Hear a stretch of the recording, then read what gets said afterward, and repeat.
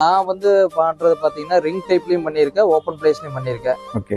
Ring type பண்றது பாத்தீங்கன்னா செப்பரேட்டா அந்த லைனேஜ் செட் பண்றதுக்காக பண்றது. முட்டை இதெல்லாம் மாறாம இருக்கும்.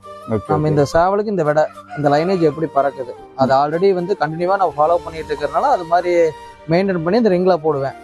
ஓப்பன் பிளேஸ்ல இருக்கிறத பாத்தீங்கன்னா 4 சேவல் கட்டியிருப்போம். மெயினான சேவல் எல்லாமே 4 சேவல் நல்லா விளையாடுற சேவல் தான்.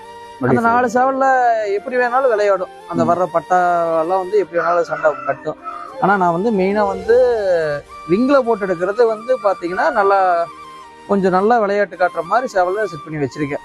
கோழிக்கு வந்து ரிங்ல போட்டா 3 விடையை போடலாம், 4 கோழி போடலாம், எது வேணாலும் போடலாம். ஒரு சிலர் 1 போடுவாங்க, ஒரு சிலர் 2 போடுவாங்க. நான் மேக்ஸிமம் ஒரு 3 6 4 கூட போடுவேன். ஆனா நம்ம அதுக்கு தகுந்த மாதிரி சேவலுக்கு வந்து மெயின்டைன் பண்ணணும். டெய்லி அதுக்கான ஃபுட்டு வந்து நம்ம ஓப்பன் பிளேஸ் கட்டுறப்ப அதுக்கான ஃபுட்டு வந்து அதை எடுத்துக்கும். கால்சியம் என்ன வேணுமோ அதுக்கான சாப்பாட்டை எடுத்துக்கும். ஆனா இப்ப ரிங்ல போடுறப்ப பாத்தீங்கன்னா நம்ம அதுக்கு தகுந்த கம்பு, அரிசி, இப்ப பாதாம், பிஸ்தா இது மாதிரி எல்லாம் போட்டீங்கன்னா தான் அதோட ஹெல்த் வந்து கரெக்டா ஈவனா இருக்கும்.